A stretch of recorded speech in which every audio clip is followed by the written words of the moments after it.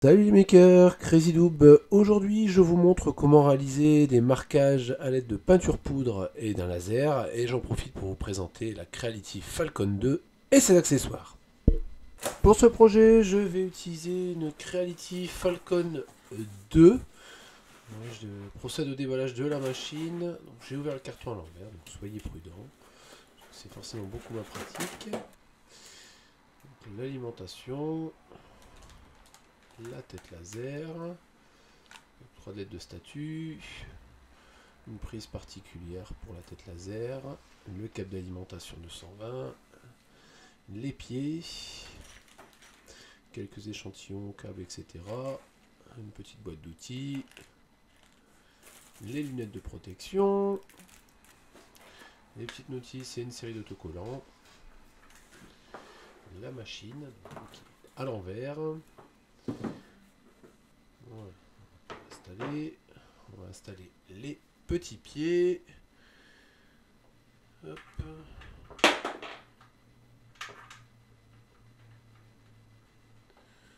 Voilà. Le deuxième. Et le dernier. On va pouvoir installer la pompe à air, donc il y a une prise spécifique sur le côté de la machine. Là, on va pouvoir accorder le tuyau d'air. Donc c'est une pompe qui est pilotée par la carte mère. On a le réglage de la puissance sur le côté, la tête laser qui est plutôt bien fichue. Une belle pièce avec les 3 lettres de statut sur le haut. C'est une belle tête. Donc une queue d'aronde et 2 vis. Donc on desserre un peu les vis, on fait descendre la tête. On peut venir raccorder l'arrivée d'air. Ensuite, le câble. On vient bloquer le câble et le tuyau dans les petites pattes prévues à cet effet.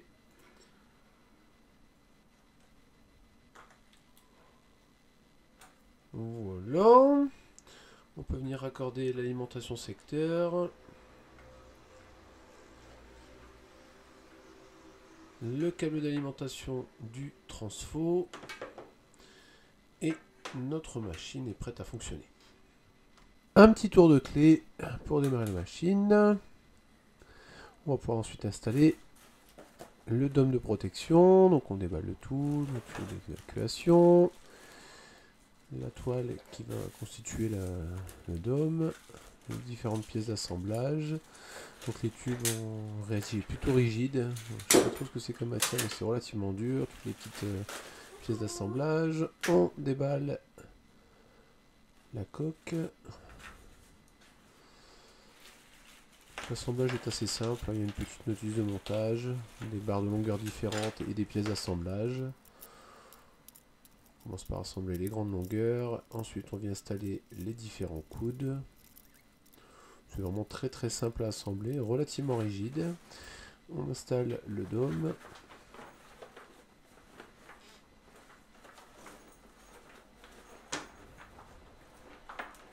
Je suis sur une table relativement instable, c'est pas idéal.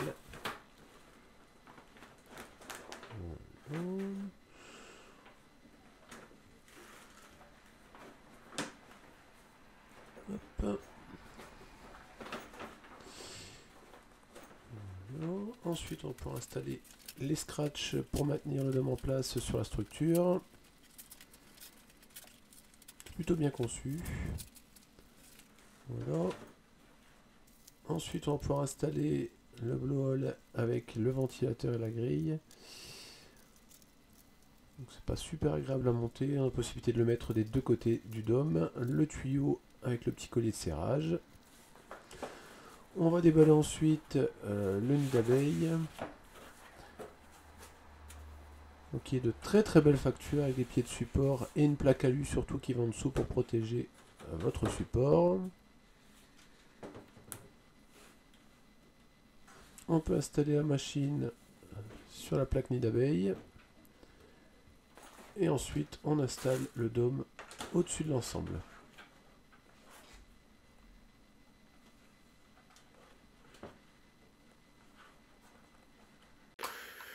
On commence par pulvériser notre poudre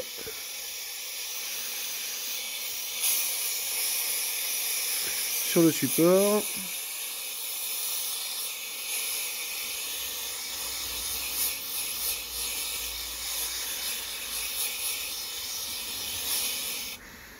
On peut ensuite installer la pièce dans la machine. Donc je vous épargne l'étape test, puisque le couple vitesse-puissance va vraiment dépendre de votre type de support, de votre type de peinture, de l'épaisseur de peinture, de la couleur de la peinture également. Une couleur plus claire, forcément, on aura besoin d'un peu plus d'exposition laser. Donc je vais réaliser sur cette pièce-là 3 gravures différentes. Sur les meilleures versions que j'ai pu avoir, j'étais à 12% de puissance et 1500 mm/s.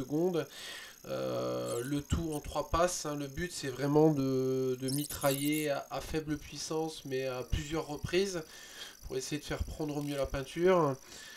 Voilà, donc on laisse terminer tranquillement les gravures. Ensuite j'ai pris un bac avec de l'eau pour rincer tout simplement l'excédent de peinture poudre.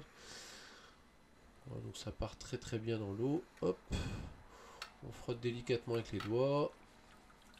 Donc on voit que j'ai une des gravures où la vitesse n'était pas très bonne, la centrale a pas tenu. Donc j'avais volontairement fait plusieurs polices différentes, donc une plus fine, une plus épaisse. Donc on voit que la plus épaisse a quand même mieux réagi. Après voilà, on est sur des réglages différents, comme je disais, la meilleure étant 1500 mm/s et 12% de puissance. Voilà. Donc on voit qu'on peut même sécher avec un morceau de chiffon, la peinture ne part pas.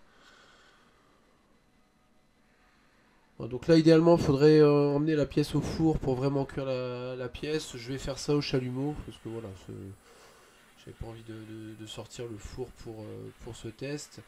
On aura un meilleur résultat au four et voilà, ça me donnera déjà un ordre d'idée. Donc le but c'est de bien chauffer la pièce pour assurer une bonne tenue à la peinture. Alors, mauvaise idée suivante, c'est de lui mettre un choc thermique en refroidissant la pièce dans l'eau, bien sûr. Mais bon, je vous répète, c'est vraiment le but, c'est de voir le concept, de voir la tenue de la peinture. Après, il y aura possibilité d'améliorer les résultats voilà, en respectant les règles de peinture poudre habituelles. Et on voit que quand on gratte à l'ongle, il n'y a aucun souci, la peinture tient le choc sans aucun problème. J'ai envie de dire défi relevé. On peut vraiment bien gratter et il n'y a aucun souci, aucun décollement de peinture. J'ai opté pour la Falcon avec le nid d'abeille, donc un vrai nid d'abeille avec un cadre en alu et des petits pieds rehausseurs ici. Donc le nid d'abeille est fourni avec une plaque en aluminium qui va en dessous du nid d'abeille pour protéger le support par le dessous. On l'a vu tout à l'heure, on a ici le dôme de protection donc, pour les fumées et puis pour les éventuelles réflexions laser. Donc on a l'intérieur qui est doublé avec une matière inifugée. On va avoir les passages de câbles sur les côtés si on pose sur une table, voilà, pour pouvoir passer les câbles à l'intérieur et pas les faire passer en dessous du dôme. La fermeture, enfin le système du dessus en matière plastique orange qui va justement protéger vos yeux et permettre de travailler sans lunettes. On a un ventilateur là-bas dans le fond qui est intégré donc avec une prise USB, donc il faudra raccorder sur un PC ou un transfo. On a la petite gaine ici d'extraction qu'on vient raccorder sur le dôme, donc qui permet de raccorder un extracteur filtre de fumée. Une machine plutôt sympa, donc j'ai pas fait des hauts et des A comme d'habitude, on a une machine qui est quand même beaucoup plus simple que les dernières machines que je vous ai présentées, mais voilà, pour un milieu, ouais, mais on va dire un milieu de gamme, une machine qui est quand même bien finie, bien faite, voilà, avec des détecteurs, etc. Ils ont vraiment misé sur la sécurité. Je vous ai pas fait de test habituel des coupes bois, etc. J'ai déjà testé des têtes dans les 20 watts. Vous aurez relativement les mêmes résultats. Voilà, le but c'était vraiment de vous présenter un concept un petit peu différent, parallèle de la machine. Voilà, si jamais vous souhaitiez investir dans la machine, je vous recommande par contre les accessoires pour cette machine ou pour une autre. Voilà, le petit dôme comme ça, très facile à manipuler, très léger. au besoin démontable si vous manquez de place. Voilà, ça s'installe vraiment très rapidement. C'est quand même très pratique, c'est sécurisant. L'avantage, c'est que ça va permettre aussi de ne pas polluer votre maison avec des fumées. Parce qu'il n'y a rien de plus désagréable que de sentir le bois brûler. Ou alors une bonne cheminée, mais le bois en général à découpe laser, c'est pas très agréable. Mais voilà, en tout cas, l'ensemble est bien conçu. Concernant le nid d'abeilles, voilà, moi je le connaissais sur d'autres machines. Ça, je recommande vraiment, hein, quelle que soit votre machine laser, on a une bonne évacuation des fumées. Ce qui fait qu'on ne va pas avoir du tout d'effet de brûlé, rien du tout. Voilà, c'est vraiment l'idéal quand vous faites des travaux sur laser.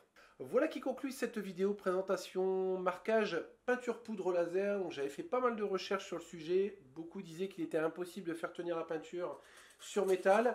Voilà, moi j'ai juste passé un petit coup de paille de fer, pulvérisé la poudre.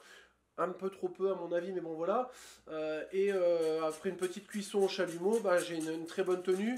Donc je disais, hein, pour un meilleur résultat, il faudrait que je prévoie un peu plus de poudre à l'origine et puis surtout passer la cuisson au four, hein, laisser le temps nécessaire. Là j'ai fait une petite cuisson au chalumeau pendant 2-3 minutes, donc forcément je garde un peu de grain, mais on peut avoir des résultats très sympas et surtout voilà, avoir des marquages de plusieurs couleurs, ce qui est vraiment très cool. Si vous avez des questions, des commentaires, n'hésitez pas à les laisser juste en dessous de la vidéo. Abonnez-vous, likez, partagez, parlez de nous autour de vous, continuez à nous rejoindre très nombreux sur les réseaux sociaux. Prenez soin de vous et je vous dis à bientôt pour de nouvelles vidéos.